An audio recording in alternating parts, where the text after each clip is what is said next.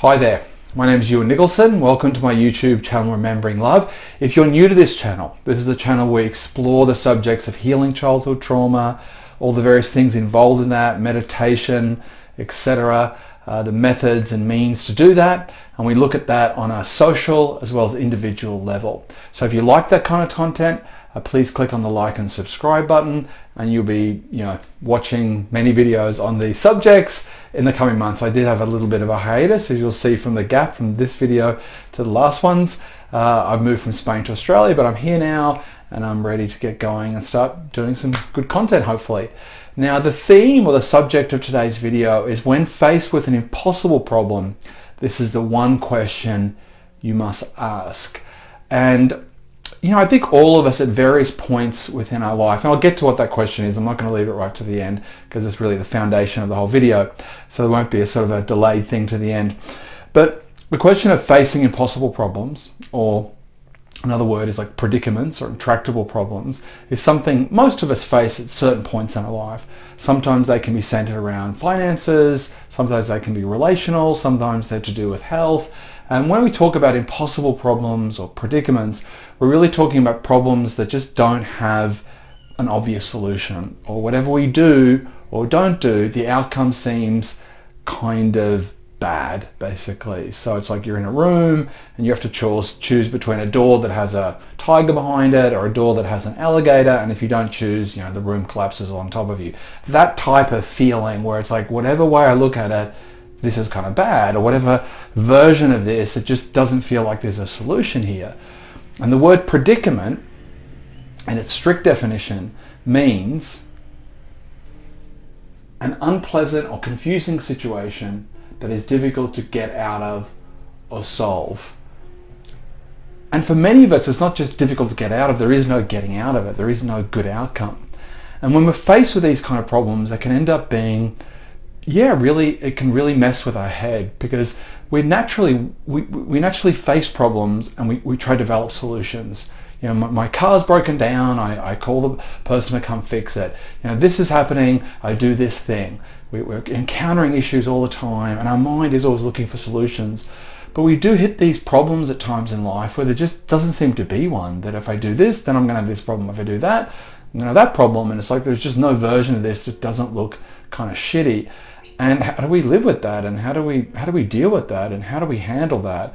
And what I'd like to share with you is a question that I ask myself and try to come back to on a regular basis. Because right now I'm at a point in my life, moving to Australia, where I have some of these impossible problems. There are things I'm facing to do with my personal life and my kids and various kind of problems that do not have like straightforward solutions. Or right now I really can't see any other than sort of the impossible. So what do? How do I make peace with that? Because the more I ruminate on it, I just end up back where I started, and I ruminate on it some more and I'm back where I started. And on one hand, I don't just accept it, but on the other hand, there's nothing I can do.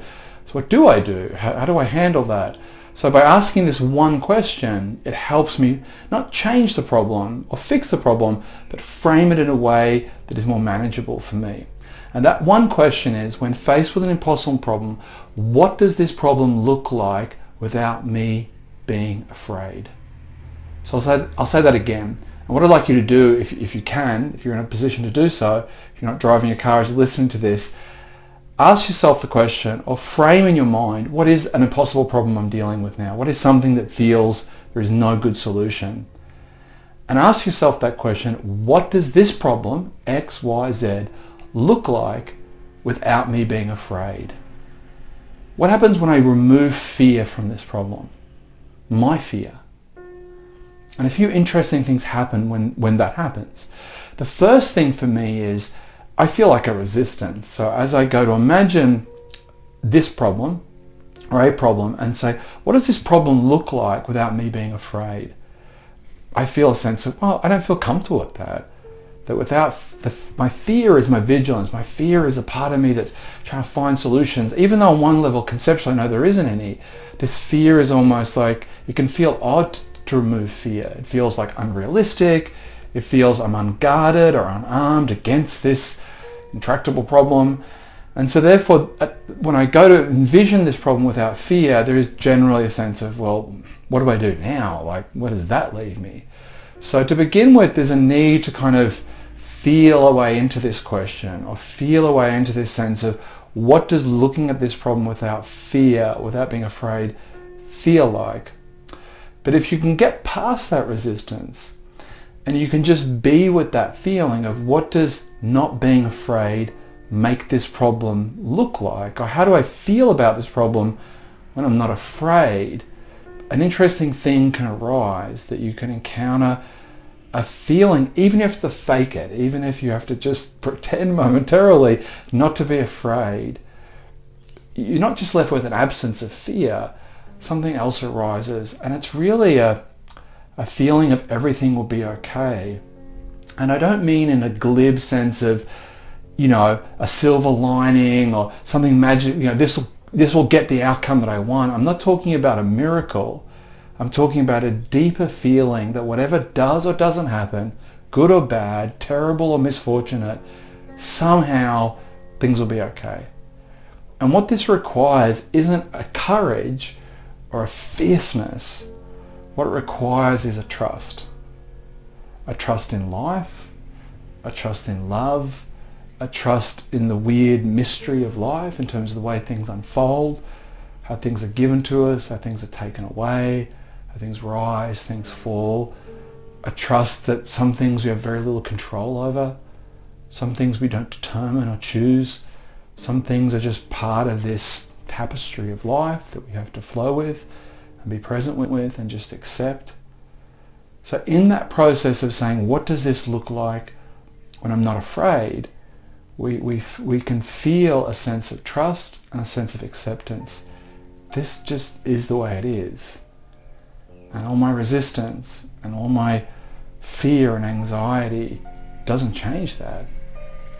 It doesn't change the reality of this is what is. The alligator, the tiger, the room collapsing, this is what it is. And all I can do is trust that somehow in the mix of all this, something will arise, a solution will arise, or if it doesn't, something else will. And things just keep moving and turning. And I look back in my life and think of all the difficulties, tragedies, hardships I've endured. You know what? I'm still here. Things keep moving and turning, and there's love discovered and there's love uncovered, and there's all sorts of things, all sorts of treasures buried within the misfortune that get revealed often in the misfortune. So what this does is it doesn't try to sugarcoat it. It doesn't try to say, well, it's not going to be bad. It's not going to be difficult. It's just saying whatever does or doesn't happen, what does it feel like not to be afraid? And for me, it's hard. I have to keep coming back to this feeling because my default is generally to be afraid. Even with problems that have really easy solutions, I find myself getting anxious and afraid and worried, let alone the unsolvable ones, or the ones that's like, oh, there's nothing I can do. So for me to practice not being afraid, to practice trust, to practice serenity, to practice acceptance is a practice. It's an ongoing practice that I have to keep coming back to because I just default myself into fear. It's like my background response. I have to remind myself, like, whatever does or doesn't happen here, whatever the outcome is or isn't, I don't need to be afraid. And in that space, if there is an unseen solution, or there is something maybe that is possible that I can't see, there is a greater chance that in that place I'll be able to see that or detect that or discover that than there would be as I'm just self-freaking myself out over and over and over and over. And even if there isn't, even if it all ends up in this way that I'm dreading, I still don't need to be afraid. Life will work itself out. I have very little control in most things. And so I'm surrendering myself to a deeper trust, an abiding trust in love, in life, and the mystery of how the two unfold in our existence. So if you're at a point in your life where you are facing a really difficult problem that just has, seemingly on the surface a bad outcome, whatever happens, just try this one question. What does this problem look like if I'm not afraid? What does that feel like? What does that invoke in you? If you can get past the resistance of that feeling, because sometimes not feeling afraid can give us a strange sense of unsafety. But if you can get to the other side of that and practice that, you may find that it just helps. This is just a view. It's not a solution. It's just a way of viewing our problems that can enable us to engage with these issues with a more open heart, a more trusting heart, and be able to better manage what's going on. Because often what we discover is it's not this outcome that's really at heart, it's the fear. It's the fear of hurting others, it's the fear of things going wrong, it's the fear of not coping, the fear of being overwhelmed, the fear of loss, the fear of pain. We're just afraid. And it's our fear that we're really coming to grips with. It's a fear that this impossible problem draws out of us. And it's in trying to understand what this looks like without the fear is where the problem suddenly becomes very different. On one level, it's still the same problem, but it's experienced in a different way. So look, I hope this has helped. I hope this has made sense.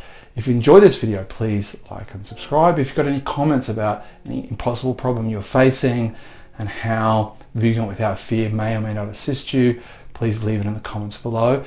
Thank you for coming to this channel. Thank you for spending time watching this video. All the best and take care of yourself. Bye bye.